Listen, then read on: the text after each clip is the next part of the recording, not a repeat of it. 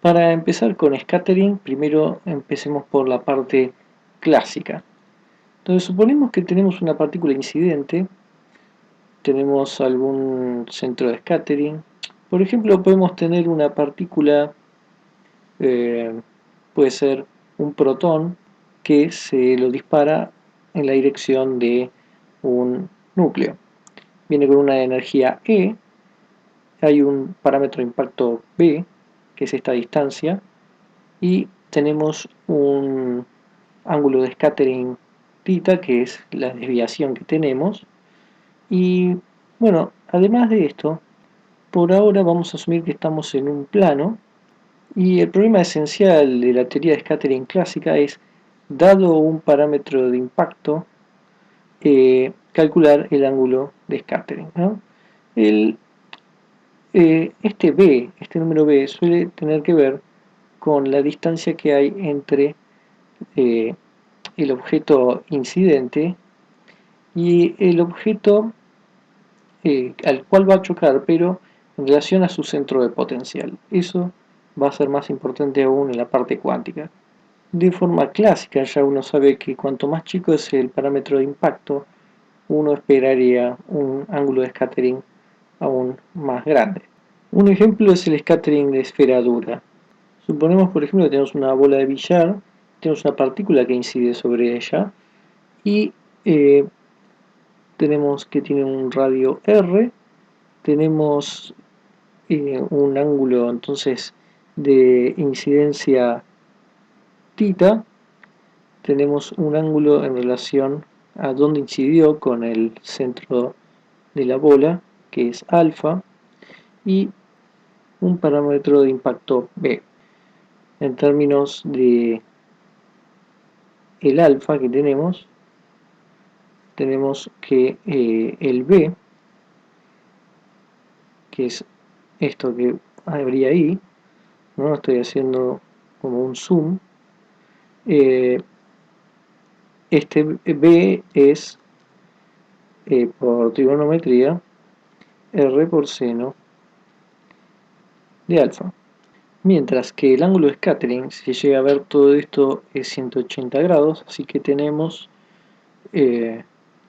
pi, el ángulo θ va a ser igual, si lo tomamos en radianes, pi menos acá tenemos 2 alfa. Entonces, si despejamos alfa, alfa tiene que ser igual a θ menos pi sobre 2, y hay que cambiar los signos. Despejado el alfa, podemos ponerlo acá adentro, de modo que B es igual a R seno de, pongámoslo de esta forma, pi sobre 2 menos θ sobre 2. Esto es entonces también igual a R coseno de θ sobre 2. No, eso simplemente porque este pi sobre 2 hace cambiar el seno por el coseno de solo θ sobre 2.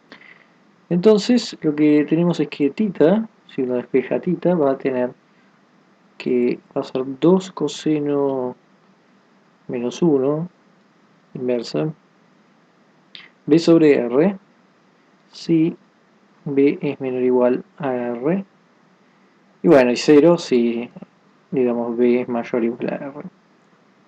No, si nos salimos del radio, entonces no hay ángulo, o el ángulo digamos es 0, y luego el ángulo está relacionado con donde impacta en relación al r grande. De una forma más general, podemos pensarlo ya en 3 dimensiones. Tenemos una partícula incidente donde ya lo que tomamos, si bien vamos a tener un parámetro de impacto B, otra vez asociado a la distancia entre el centro de, digamos, lo que considerábamos como la bola de billar o el, la esfera dura de impacto y entre la trayectoria de la partícula.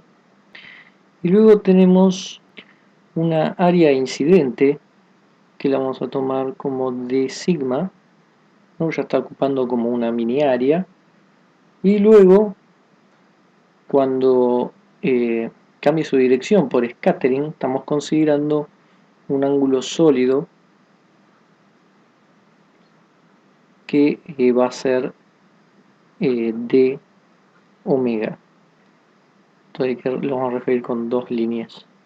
Entonces, como ángulo sólido hay que tomar, si este es el centro de la bola, que vamos a tener como un área angular asociada entonces a cada parte. Vamos a tener así. Bueno, esto se pone como con dos líneas, que es el ángulo sólido. Hay que imaginarlo por eso, en una dimensión más, como que viene con esta área y se desvía y sale con un ángulo sólido de esta forma. Cuanto más grande sea el d sigma, más grande va a ser el d omega, y eso va a venir dado por un factor de proporcionalidad que es la sección transversal diferencial, que viene dada por d de tita, que va a ser d sigma sobre d omega. De esa forma, d sigma es igual a d tita de omega. Entonces, en términos de el parámetro de impacto y el ángulo azimutal, o sea, vamos a estar tomando un ángulo phi y también vamos a tener el ángulo θ, que podemos tomar de esta forma. El ángulo entonces que estamos tomando uno azimutal y el otro el que podemos tomar de base. Entonces el d sigma, vamos a ver que es b por el diferencial b diferencial phi. Entonces de eso va a estar compuesto este diferencial sigma. Tenemos el ángulo azimutal, el ángulo phi, el b y además un diferencial b. De la misma forma, d omega va a ser igual a seno de tita y luego el diferencial tita diferencial phi, de modo que tenemos justamente el ángulo sólido barriendo con d tita y d phi. De esta forma, entonces, la sección de esta transversal diferencial que teníamos va a ser b db de phi en el caso de d sigma, y de omega es seno de tita de phi. Entonces tenemos dos de phi, esto va a ser igual a p seno de tita db de tita. Los diferenciales los tomamos en valor absoluto, más que nada porque si esto lo tomamos como una derivada de b en función de tita o tita en función de b, esto puede llegar a dar negativo. Nada más que por eso ponemos un valor absoluto. Volviendo al ejemplo de scattering de esfera dura, ya teníamos el b en función del tita. B igual a r coseno de tita sobre 2. Por lo tanto, d tita lo podemos tomar como b seno de tita db de tita. Justamente vamos a necesitar db de tita. Entonces, ¿quién es db de tita? Es derivar esto en función de tita, es menos un medio r seno de tita sobre 2. Acá, como podemos ver, dio negativo. De modo entonces que ahora el de tita es p seno de tita, pero b es r coseno de tita sobre 2.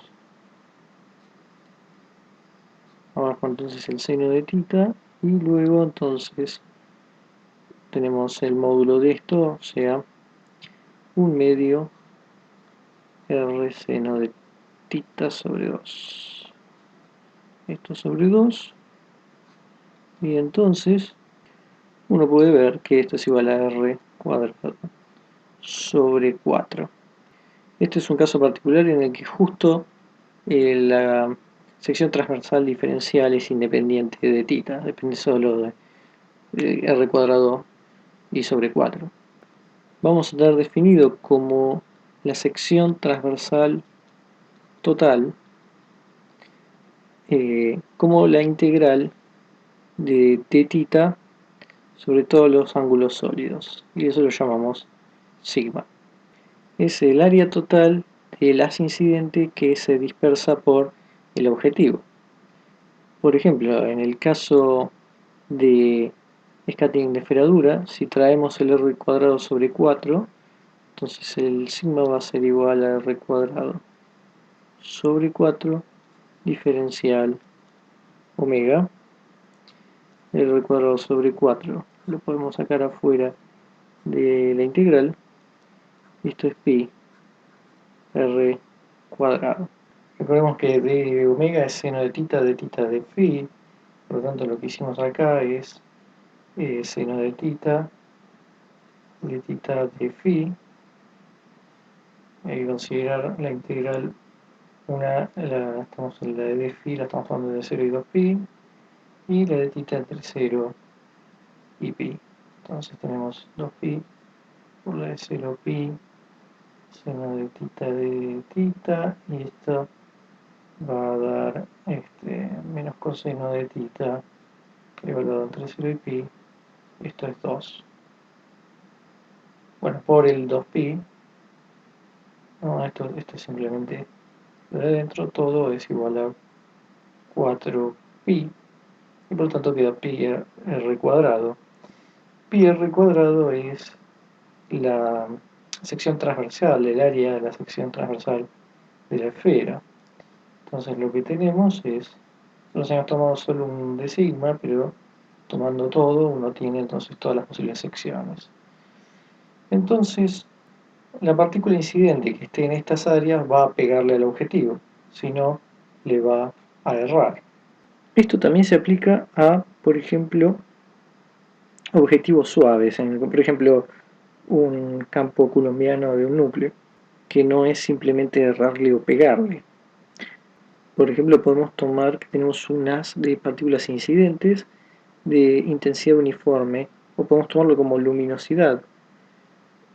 L cursiva va a ser el número de partículas incidentes por unidad de área. Y también por unidad de tiempo. Entonces el número de partículas que pasan por el área de sigma, acá lo hemos considerado pasando por acá, por lo tanto luego haciendo un scattering en el ángulo sólido de omega, bueno, eso va a ser Tn L por d sigma, y por la definición de d sigma esto también lo vamos a escribir como el d de θ de omega. Entonces, despejando de θ, obtenemos 1 sobre L de n de omega. Esta es otra definición de la sección transversal diferencial, porque hace referencia solo a cantidades que se pueden medir en un laboratorio. Si un detector acepta partículas que se están desviando a un ángulo sólido de omega, entonces simplemente contamos el número de partículas por unidad de tiempo, le dimos por d omega y normalizamos a la, por ejemplo, luminosidad del haz incidente. Entonces, estos pequeños diferenciales que acá tenemos como d sigma, que vienen dados por b de phi, bueno, va a estar asociado entonces con el ángulo sólido, que a su vez está relacionado con el ángulo de θ. El θ lo que hace es darnos entonces como el ancho de la franja. Si esto era el θ, el diferencial θ nos da la franja entre esto y esto. Entonces el de θ que tiene que estar asociado entonces al de sigma.